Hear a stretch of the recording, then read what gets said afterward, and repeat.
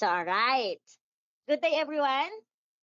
Kami po ngayon yung Group 6. Ang ating discussion ngayon ay tungkol sa credit cooperative. Batid kong aware at may kaalaman na kayo tungkol sa ganitong usapin dahil sa subject nating credit and collection. Mas palalalimin lang natin ngayon. May encounter natin ang cash inflow and cash outflow policies ng napili naming existing company ng Santo Niño de Parada Multipurpose Cooperative. Ayan, next po. Ayan. So, next lang also. Yung ibig sabihin nito 'no, yung usapin natin dito sa madaling salita ano, pag-uusapan natin kung paano pinapasok, pinapalabas at pinamamahalaan, ayan tama lang, ang pera sa isang co-op. Alam naman natin na kapag pera ang usapan, hindi puwedeng bahala na si Batman yung magiging sistema. Kailangan malinaw ang proseso para hindi mawala ang pera at yung mapanatili natin yung tiwala ng bawat miyembro. Ayan, sa introduction tayo guys. Keri naman nakikinig? Yan. Thank you sa mga reactions natin guys. Ayan, sa introduction po, ang cooperative or co-op in short ay may mahalagang papel sa ekonomiya dahil sa tumutulong ito sa mutual self-help, mutual self at socio-economic development ng mga members. Hindi tulad ng commercial bank. Kung ikukumpara kasi natin 'no guys, yung commercial bank is ang pangunahing layunin lang nila is kumita. Unlike sa co-op ay may nakatuon siya sa sa kapakanan ng kanilang members. Kumbaga may sila, layunin sila na magpaano sa mga members nila unlike sa bangko na gano'n nga, yung sinabi ko kanina na kumikita lang yung gusto nila. Halimbawa natin diyan, yung sa co-op. Kung may members na gustong magsimula ng maliit na negosyo, lalo na tayo may mga financial management tayo 'no. Kung gusto ninyo tapos member kayo ng co-op, gusto ninyong ano magtayo ng negosyo nang wala kayong sapat na kapital, maaari kayong umutang sa co-op. Ayun yung kagandahan do'n. Dito natin makikita na ang co-op ay hindi lang financial institution, kundi instrumento rin ng pagtutulungan at pag-unlad ng community. So, makikita niyo naman yung meaning diyan ng Santo Niño 'no, yun lang din yung binabasa ko din, mas ine-elaborate ko lang ng maayos, ayun. Pero siyempre, habang lumalaki na yung pera ng co-op natin kasi nga marami yung members gano'n, mas dumarami ang pera na hinahawakan nito at kapag dumarami ang pera, mas kailangan ng malinaw na sistema. Yun yung, kinakapaloob ng pag-aaralan natin ngayon. Yung magiging siste ng ng co-op. Then ngayon, kasi kung walang sistema 'no, kahit gaano kalaki ang pondo, posibleng mawala na parang sweldo lang 'yan na dumaan sa kamay, gano'n. So, dapat maayos din, aalamin natin kung ano yung objective and everything tungkol dito. Ayan, next po. 'Yan. Sa naman tayo guys, sa objective of the policy. Siyempre 'di ba, hindi lang dapat alam natin kung ano nga ba yung co-op, alam din dapat natin kung ano yung objective nito or layunin nito. So, ang pangunahing layunin na sinasabi dito ay ang magkaroon ng maayos at structured na sistema sa pamamahala ng cash inflows at cash outflows ng cooperative. Ang cash inflow na tinutukoy diyan ay pera na pumapasok sa atin, from the word na in, 'di ba? Then yung out naman is yung paglabas, siyempre, 'di ba? Alam na natin 'yan, in and out lang 'yan, give and take kumbaga. Then may ilang specific objective na tinalakay diyan, na mga policy. Yung una, ayan, masigurong may sapat na pondo ang co-op para sa loan release at withdrawals ng mga members. Siyempre 'di ba kapag ang co-op dapat may sapat talagang may sapat na pondo kasi what if nag-release yung lahat ng members natin, ma-accommodate ba nila yun kung wala silang sapat na pondo? So dapat meron para lahat ng members na maglo-loan or ano yung sinasabi diyan na withdrawals is ma-accommodate natin. Then pangalawa is mapanatili ang maayos na koleksyon ng loan, repayments at deposits. Ibig sabihin kasi ng layunin nila na hindi lang sila basta collect ng collect, kundi inaayos nila ito at saka may flow, may process talaga.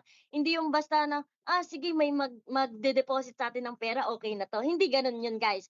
Dapat ano siya, may mga, maayos yung ano process para mapanatili natin yung tiwala ng customers natin or members natin.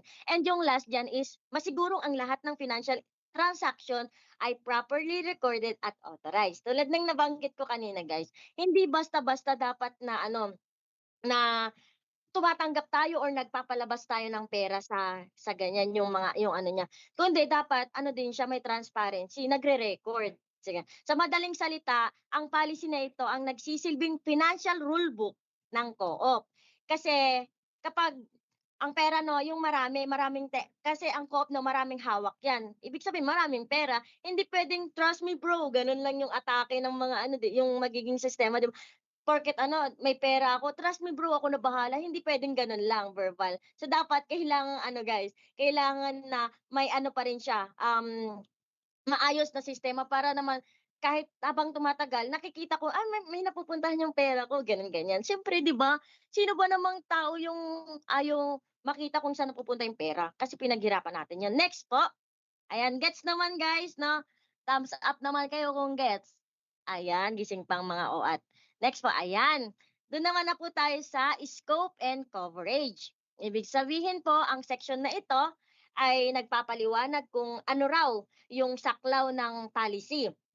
Ibig sabihin, lahat ng financial transaction ng Santo Niño de Parada Multipurpose Co-op ay sakop ng patakarang ito. So dito na natin aaralin kung ano yung mga ano, mga saklaw ba, yung nakapaloob. Ayan, kasama dito ang iba't ibang cash inflows tulad ng loan repayments, membership fee, capital contributions, service charges. Mamaya mas palalalimin natin itong mga 'to sa susunod na slides. Then yung samantala yung sinasabi diyan na cash outflows naman is kabilang yung loan release, operational expenses, payroll, and supplier payments. Tapos, yung next is ipinapakita rin dito kung sino ang mga responsable sa financial management. Siyempre, tatalakayin din natin lahat 'yan. Ayan, nakapaloob lahat 'yan sa ano. Mahalaga mahalaga ito ha guys, dahil hindi dapat iisang tao lang ang may hawak ng lahat ng ano, lahat ng process. Kaya kailangan din nating pag-aralan yung roles and responsibilities ng ating topic. Kasi kapag iisang tao lang ang may hawak ng pera, record at approve, hala gagi robot ba siya? Hindi be, walang robot sa trabaho. Eh, di ba ano imagine niyo na lang na parang estudyante, gusto mo estudyante ka magiging teacher ka pa ta's ikaw pa magche-check ng sarili mong exam? Walang gano'n. Kaya dapat may mga kanya-kanyang task din, matatalakay natin 'yan sa mga next na ano. Next na po tayo, ayan, 'yan. Dito naman guys sa cash inflow policy mas aanuhin natin, hihimayin natin ng mabuti kung paano nga ba nagpapasok ng pera sa co-op. Ayan, ang cash inflow policy ay tumutukoy sa mga patakaran kung paano tatanggapin, hahawakan, or itatala ang mga pondong pumapasok sa co-op. Yun nga yung nabanggit ko. Layunin nitong mai layunin nito na masiguro ang lahat ng matatanggap na pera ay transparent. Siyempre 'di ba, ikaw ba naman yung tulad ng nabanggit ko kanina pinagpawisan mo, okey lang sa'yo na wala man lang documents na ano nagsasabi nasaan yung pera mo gano'n, ganyan. Accurate, secure, and properly recorded. Siyempre dapat lahat ng 'yan is mahalaga kasi nga para bilang member ng co-op, tiwala ka na safe yung pera mo, na yung pera mo is hindi lang basta natutulog. Kumbaga ano, umiikot siya, kumikita ka kahit na hindi ikaw yung may hawak, gano'n. Ang mga bayad ay maaaring gawin sa iba't ibang paraan tulad ng bank transfer, ayan, ng over-the-counter payments and digital payment system. Sa mga pagbabayad naman ng ganyan, yung pumapasok sa co-op, kahit ano naman, eh, mas prefer ng mga ano siguro, kaya kaya nga mas maganda din kapag nagjo-join tayo ng mga ano, ng mga seminars like ganyan. Mas matututo tayo kung paano natin mas maiingatan kung paano magbayad ng maayos through digital. So, diyan nga kahit ano puwedeng bank transfer, swipe lang gano'n, puwede din 'yun tumatanggap yung co-op ng gano'n. Puwede din yung face to face, yung over the counter na sinasabi ko.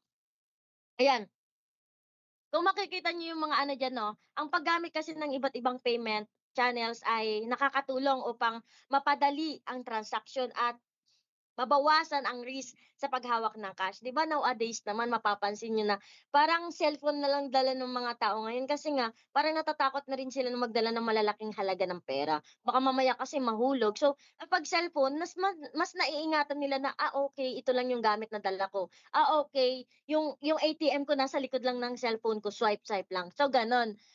Kasi maganda din yung gano'n na may mga digital na rin ngayon kasi yun nga, katulad niyan if ever na may mga nahihirapan na members, puwede sila magbayad or magpasok ng pera sa co-op through digital.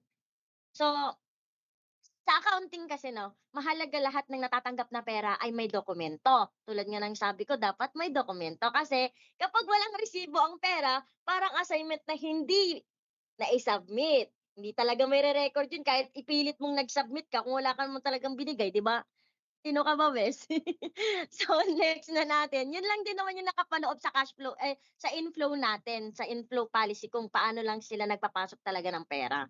Then, next po tayo sa ano naman tayo, sa outflow naman tayo ngayon. Ayan, thank you po. Ang cash outflow policy ay tumutukoy sa paglabas or pag-disburse ng mga pera ng co-op. Ayan, ang layunin naman nito, guys, kung yung kanina is para sa mga transparency, ganito, ganyan. Ang layunin naman nito is masigurong ang lahat ng payment ay properly authorized. Siyempre naman kapag maglalabas ka ng pera, hindi basta-basta na, okey nagpirma ka na okey na yun, hindi puwede. Kailangan authorized din ng nasa taas na pirmahan, document may document may document tapos recorded at controlled. Ang nasabing layunin nito na yung controlled, guys, kasi kapag once na hindi controlled lang yung pagre-release or yung mga naglo-loan. What if example, isang member nag-loan ng malaking halaga, hindi puwede 'yun. Paano naman i-a-accommodate yung ibang members kung malaki 'yun? So, dapat controlled din yung natin, paglalabas nila ng pera. Ayun yung ano nila, kaya kailangan nila ng ng gano'n, maging control sila sa mga nilalabas nilang pera. Yung mga pagbabayad ay maaari ring gawin sa pamamagitan ng bank transfer tulad ng inflow kanina, puwede din tseke besh, puwedeng tseke. Kasi dun sa kanina sa kapag nagpapasok, hindi sila nag-aano ng tseke pero kapag naglalabas puwede tseke, ayan. Sa naman puwede rin digital din, yun lang naman pinagkaiba nila. Hindi ko sure kung kung bakit ayaw nila sa kasi parang hassle din, eh. Siguro gano'n na lang din, hassle. Then ito din yung pinakaano nila, ina-avoid din hangga't maaari ang paggamit ng cash payments upang masigurong secure at madaling ma-trace ang transaction. Yun naman yung kainaman sa outflow natin. Kasi 'di ba napapansin naman natin na kapag digital yung transaction sa pera, si client tsaka si ayun, si co-op na lang, si co-op tsaka si member may na agad, may document na kaagad kasi may hawak ko na yung pinag-send receipt ko ta's yung pinag-sendan meron na. Unlike kapag cash, ang may original copy lang si co-op lang, gano'n. So, sa kasi dalawa 'yan puwede nating pagbanggain katulad niyan nung mga reference ID na nakikita natin sa mga GCash gano'n, puwede 'yan pagbabanggain natin yung info na sinend ko gano'n, ganyan. What if kasi nagsabi ako na ta's hindi pala na-record, 'yun yung pangit din kapag cash. So mas mainam din digital, ngayon. Pero dito naman sa paglabas 'no, bago lumabas ang pera sa co-op naman, kailangan muna itong dumaan sa tamang proseso at approval tulad ng nabanggit ko kanina, kailangan din ng approval. Kasi kung walang approval ang paglabas ng pera baka isang araw magugulat na lang yung co-op na, "Hala, asan na yung mga pondo, asan na yung" 'di ba magugulat ka kahit sino naman. Hindi nila alam kung saan napunta yung pera nila na release lang sila ng release ng hindi pala na ina-approve ng nasa taas. So, dapat yung paglabas ng pera ay din nama-manage din. Ayan, nage-gets naman po yung paglabas ng pera ng co-op, 'di ba? Naka-base lang din naman yun sa process nila, ayan. Thank you guys sa mga reaction. Next po tayo. Ayan guys, so dito naman na tayo sa type of disbursement. Yun din yung ano kanina, yung nakapaloob sa outflow kanina. Pero ito kasi, kainaman nito, ang cooperative ay may iba't ibang uri ng disbursement o paglabas ng pera. Ngayon, 'di ba kung kanina, natalakay natin kung ano yung layunin nila, kung ano yung, paano sila maglabas ng pera. Ngayon, aalamin naman natin kung ano yung mga paraan nila ng paglabas ng pera. Ayan. Kabilang dito is yung loan release, alam naman na natin yung loan release, 'di ba, maglo-loan tayo, may mga personal loan ta's ilalabas yung pera siyempre, 'di ba? Kaya kailangan, nakapasama siya sa outflow talaga. And then yung next is operational expenses. Siyempre nakasama din siya sa outflow kasi nga hindi naman magwo-work yung isang co-op kung walang ano, mga operational na gagamitin. Operational ano, yung mga tulad ng mga gagamitin daily, gano'n, ganyan. Tulad niyan, supplier payments, oo. Wala silang magiging products na ibebenta sa mga members kung wala silang, kung hindi sila magbabayad sa mga suppliers, kung wala silang products na mabibili, 'di ba? So, ano ibebenta nila? Wala silang ipapautang. So, yun din yung isa sa mga nalalabas nilang pera. Kailangan nilang bumili sa iba, sa supplier nila para maibenta sa mga members sa ibang paraan naman. Ayun, siyempre yung salaries and benefits din. Yung salaries and benefits ng mga empleyado yung tinutukoy dito. Bibigyan natin sila ng benefits siyempre kaya nga nagiging maganda yung co-op at minamahal sila ng staff kasi maganda yung kalakaran. Kasi kung walang benefits siyempre malamang wala na yung co-op na tinatalakay natin ngayon. Kasi aalis sila, may mga magagandang trabaho, 'di ba? So dapat mag-invest din tayo sa mga staff natin kasi sila din yung, nagiging dahilan para mag-work ng maayos yung mga pera natin or mapunta sa maayos na ano, na bagay, gano'n. Tapos 'yan, investment placements. Yung co-op ano, yung hindi lang naman member yung nag-i-invest sa co-op. Si co-op nag-i-invest din siya sa ibang company para din lumago. Kasi hindi lang dapat si member yung kumikita, kundi si co-op din para may napapaikot siya kasi may mga gastusin din siya, so kailangan din niyang mag-invest. So 'yan naman yung mga pinapalabas niya. 'Yan nakalagay naman diyan sa chart na mababasa niyo naman. Halimbawa diyan 'no, kapag na-approve ang loan application ng isang member, ang co-op ay maglalabas ng pondo bilang loan release. Yun yung sinasabi ko kanina. Meron din yung ano, yung disbursement na, daily operations ng co-op. Yun, tulad ng utilities. Sabi ko nga 'di ba, alangan naman gagana yung work nila ng patay yung ano, walang kuryente, parang gano'n 'di ba? So, hindi magwo-work 'yun. So, kailangan talaga din nila mag-invest para, um gumana yung co-op or mag-ano pala, mag-exist yung co-op, 'yan.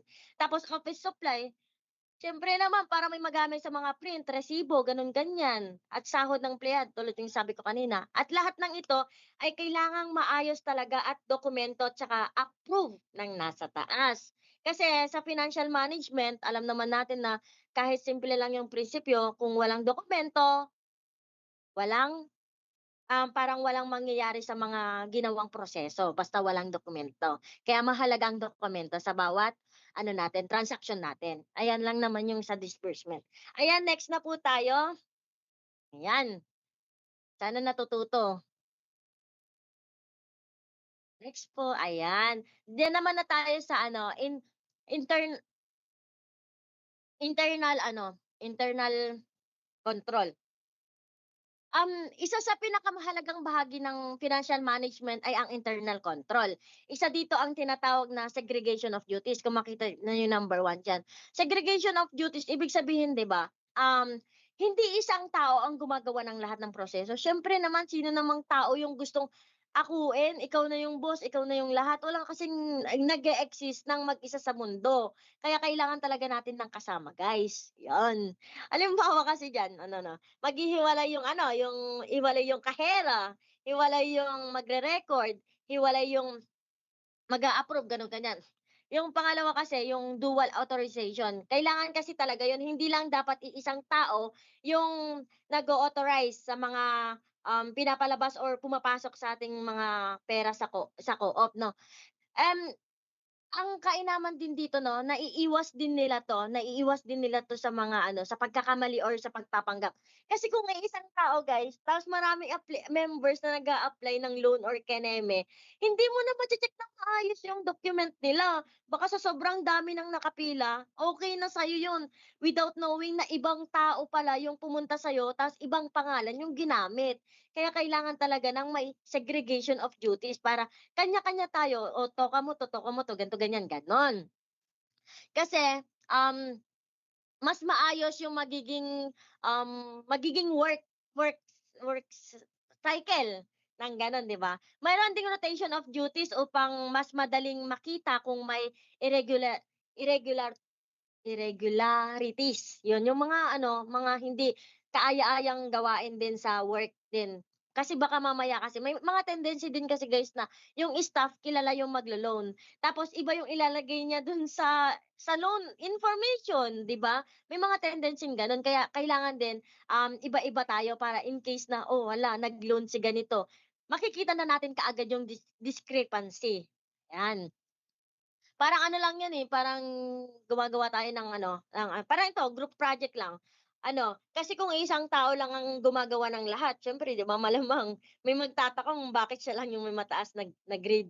Siyempre 'di ba siya lang gumawa, so ano pa ine-expect natin, aasa pa ba tayo? Hindi na. So kailangan talaga, may nakalaan sa'yo na gawain mo and doon ka lang. Hindi ka kailangang mag-overpass, charot, mag-ano, may bypass. 'Di mo kailangang mag-bypass be, kasi nga may nakatoka sa'yo. Sa internal naman kasi talaga, kailangan natin na na maging maayos yung kaganapan sa loob ng co-op para, mas lalong ano ba, ma-encourage yung ating mga member na, maayos, maayos yung lahat ng gawain ganito, naengganyo. Kasi 'di ba, alam naman natin guys na yung mga issue ngayon sa mga government may mga staff doon na nagsusungit. So, yun yung mga iniiwasan din nila. Kaya mas maayos, mas maganda yung task mo, doon ka lang nakatoka then wala na. Gano'n lang din naman yung sa internal control. Ayan, next po tayo.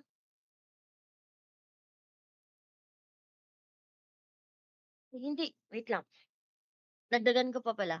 Next na po. 'Yan, thank you. Dito naman po tayo sa ano, sa reporting ano, and documentation. Ayan, makikita niyo naman diyan 'no, sa number 1 sa napi-PPT natin is yung daily cash position report, oh. Siyempre sa ano natin, sa reporting natin dapat, pinapanatili natin yung ano, kasi yung daily cash position report ay isang mahalagang financial report ng co-op. Ito ay ginagawa araw-araw ng cashier o bookkeeper. Kasi kasama rito yung mga report na ano, beginning balance. O 'di ba na-lesson naman natin 'yun sa accounting 'no, yung mga collections, disbursement at saka ending balance um para alam natin kung yung, nangyari ba sa maghapon natin is kumita ba tayo or nalugi tayo or puro palabas lang ba tayo ng pera. Kasi sa co-op dapat guys is give and take talaga yon. Kailangan may pumapasok, may lumalabas. So, sa number 1 is sinusuportahan din ito ng mga iba't ibang dokumento tulad ng resibo ulit, deposit slip, tsaka vouchers. Yung vouchers guys, yun yung maganda din, kasi as a member 'no, mas maeengganyo sila katulad yan yung mga vouchers sa mga ano, Lazada parang gano'n din siya. Mas naengganyo kang sumapi or mag-loan sa co-op kung may vouchers, may nakukuha ka. Kasi the more na naglo-loan yung member sa co-op, the more na malaki yung kita kasi malaki yung balik talaga ng ano, yung interest pa gano'n, 'di ba? Mas malaki yung balik ng hiniram mo.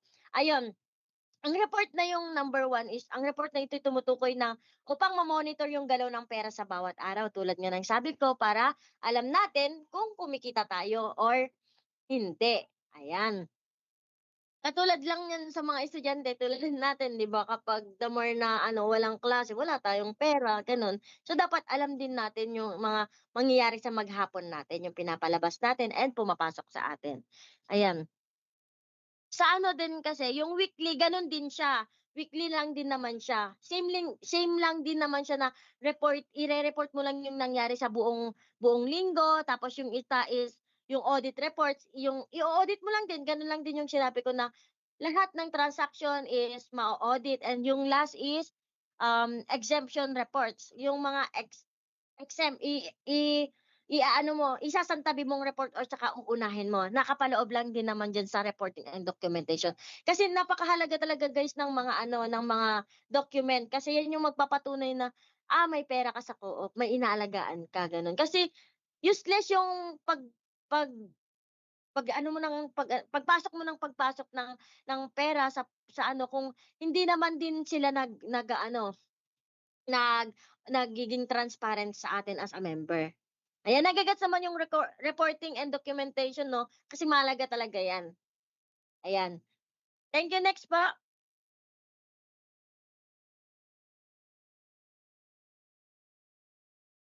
Next po. Ayan. Mas okey na lang po dun sa ano, dun sa next po, same lang din po 'yan. Ayan po kasi yung pinakaano, nakalagay na diyan yung pinaka-role po ng mga ano natin, ng mga members natin. Pero ito po yung pinakaano niya, mga staff or mga ano talaga siya, yung role ng mga tao sa co-op mismo 'yan. Ayan, ang financial management ng co-op ay hindi ginagawa ng isang tao tulad ng nga ng sabi ko kanina. May iba't ibang role at responsibilities ito tulad ng board of directors, yung pinakamataas siyempre, general manager. Si board of directors guys, siya yung nag-a-approve ng financial policies at major transaction, yung sinasabi ko kanina, na hindi puwedeng si kahera lang yung mag-a-approve ng everything. Hindi yun mare-release. Dapat approve din siya ni board directors. Baka kasi mamaya ano 'di ba, sobra-sobra yung ni-loan niya tapos okey lang kay kahera pero hindi pala puwede kasi sumobra sa limit. So, si board director ang pinaka-last touch ng ano, ng approval. And then next is si general manager naman, yung nag-o-oversee sa overall operation. Siyempre titignan niya 'di ba kung ano yung nagaganap sa maghapon, yung lahat ng operations, kung kumusta ba, may ano ba, problema ba, gano'n. Si general manager yung bahala do'n. Then si treasurer at finance officers naman yung nangangasiwa sa financial records at cash management. From the word treasure 'di ba, nagva-value ng mga kayamanan ng mga members. Tsaka si finance officers, siyempre siya din yung katuwang ni treasurer. Sa lahat ng 'yan, familiar naman na kayo sa mga, work or mga roles, responsibilities ng mga nandiyan. Duties na nga lang, pinahirapan pa si R. Ayan, ayan yung mga duties nila. Kasi sa ganitong sistema mahalaga ang lahat ng nabanggit ko kasi upang magkaroon ng ano, yung baga ano, transparency ng nagaganap sa lahat, gano'n. Yung kung ano bang nangyayari. Kasi sa finance, importante ang prinsipyo na trust is good, but control is better, gano'n. Ayan, alam niyo naman na yung organizational chart na pinapakita naman diyan, 'di ba, na makikita dito kung paano nakaayos ang iba't ibang department. So, alam niyo na po 'yan, guys. Malinaw naman sa inyo yung ano 'no, or yung chart natin. Mahalaga kasi 'yan para ano, para hindi magkaroon ng confusion sa responsibilities ng bawat isa. Ayan, kasi kapag hindi malinaw kung sino ang may responsibilidad, baka lahat maghintayan kung sino ang kikilos. Yun lang din naman yun, eh. Then next po tayo,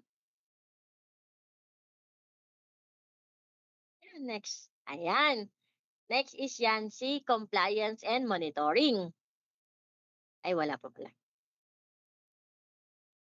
Ayan. Ayan, makikita niyo diyan na ang co-op guys ay kailangang sumunod sa ano, sa iba't ibang financial policies at regulatory requirements.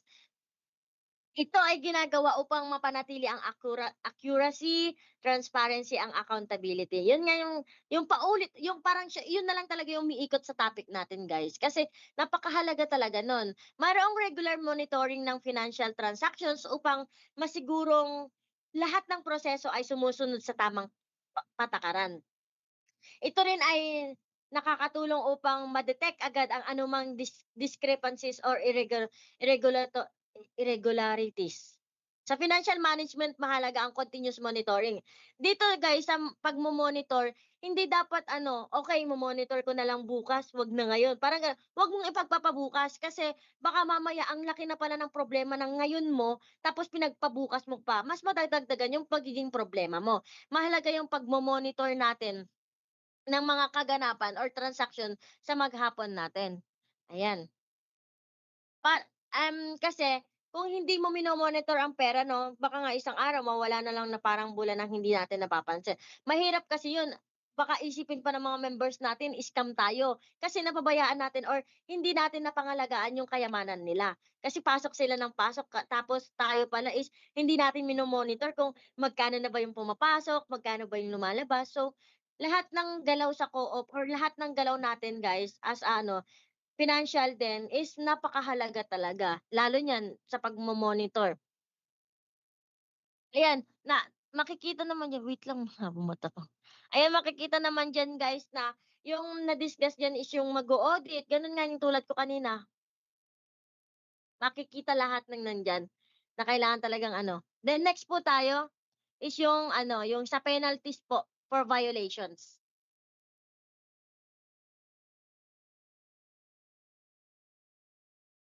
Ayan. Ayan naman po yung mga penalties natin. Hindi naman kasi natin maano guys, hindi naman natin masasabi na, nagpapasok ako ng pera, okey na yun. Naglalabas ako ng pera, okey na yun, hindi.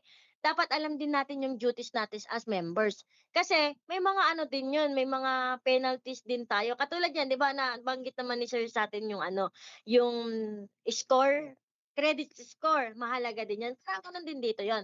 Meron ding penalties or parusa para sa mga lalabag sa financial policies ng co-op. Ang mga violation ay maaaring minor o major. Depende sa severity. Halimbawa ng minor violations, late submission ng reports. Ang sinasabi ng late submission reports na sinasabi niyan is yung ano, nag-loan ka, tapos naka-due date ka sana ng ano 'no, naka-due date ka ng 15, pero hindi ka pa nakabayad ng ano katapusan na. Nagbayad ka na ng ano, ng sabihin na lang nating 31, ilang days din yun, 15.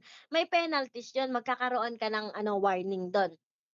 Tapos kapag hindi rin kumpleto yung document mo na ano, na sorry. Hindi rin kumpleto yung document mo, magkakaroon ka din ng ano, ng warning kasi dapat, every time na na nagpapasok ka ng pera sa co dapat may ano ka din, complete details ka pa rin. Sabi ko nga sa inyo, document is everywhere, gano'n. Kapag mas seryoso ang violations, maaaring magkaroon naman ng mas mabigat na disciplinary action. Ang layunin nito ay mapanatili ang disiplina, accountability at integridad sa financial operations. Kahit sino naman 'di ba kung ano naman, kung may nilabag tayo siyempre dapat may kaparusahan yun para matuto tayo. Hindi kasi porket ano, patatawarin ka na lang, oo, okey lang, madali lang magpatawad pero yung trust kasi na na-gain natin sa co-op or sa kahit saan man, mahirap na yun kunin agad. Lalo na kung nagka-emergency ka tapos kailangan mo, wala ng tiwala sa'yo yung ano, yung kahit anong nagpapautang, wala yun, magiging useless lahat ng ano mo, ng pinagpaguran mo. Kasi ano, tulad niyan, kasi kung walang consequences 'no, ang paglabag ng rules, parang classroom parang tayo lang 'yan 'pag walang teacher magugulo, parang gano'n lang din yung magiging sistema nila. Tapos wait lang, 'di ko makita na, naduduling na ako.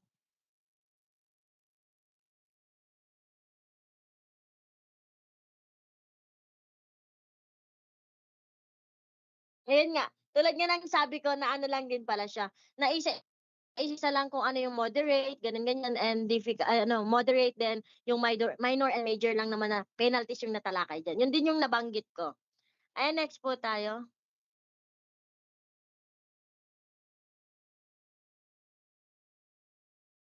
'Yun, gising pa naman lahat 'no? Ayan, sa policy review na tayo, policy review and amendments.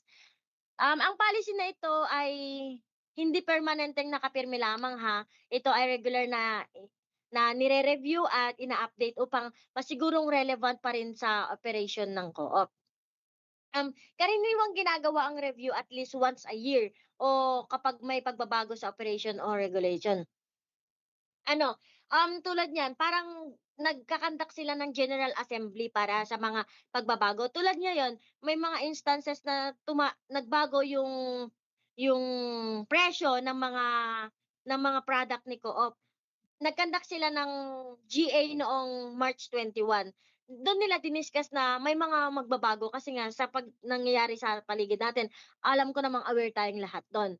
So, sa ganung paraan ang policy ay nakakasabay sa pagbabago ng financial environment.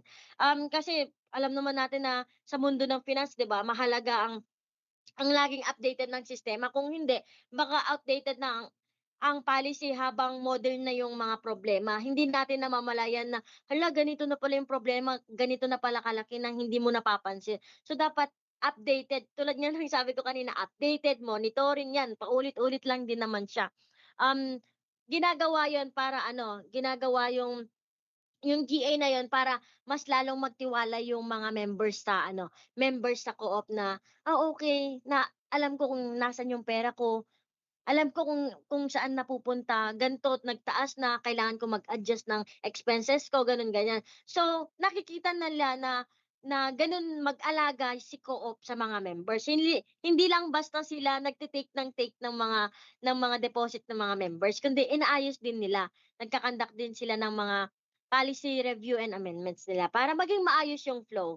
Ayan, next po, 'yan. 'Yun, conclusion na kagustuhan ng lahat, charot. Ayan guys, bilang pagtatapos 'no, ang Santo Niño Co-op de Parada Multipurpose Cooperative ay nagtatag ng isang comprehensive cash inflow and cash outflow policy upang masigurong maayos ang pamamahala ng kanilang financial resources.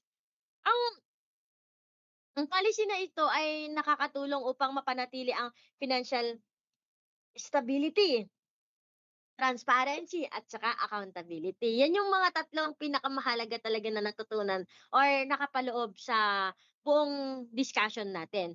So sa pamamagitan ng malinaw na procedures, tapos internal controls at monitoring systems, nagiging mas organized at secure ang financial operations ng co-op. Kasi kung hindi maayos yung procedures pa lang ng co-op, matik na 'yan, walang mag-i-invest diyan, walang magtitiwala diyan na kahit hindi at saka hindi magtatagal 'yan. Bale yung ano natin, yung existing company natin ay 30 years na rin siya, ayan. So sa kabuuan, ang maayos na treasury management ay mahalaga upang mapanatili ang tiwala ng mga members at masiguro ang patuloy na pag-unlad ng co-op. Dahil sa huli, ang tunay na lakas ng isang co-op ay hindi lang nasa pera, kundi nasa tiwala at pagtutulungan ng mga member nito. Ayun lang naman yung sana may natutunan kayo at hoping soon, ma ma-encourage kayong mag-invest sa mga co-op habang bata pa kayo. And yun lang naman, thank you, sana may natutunan kayo.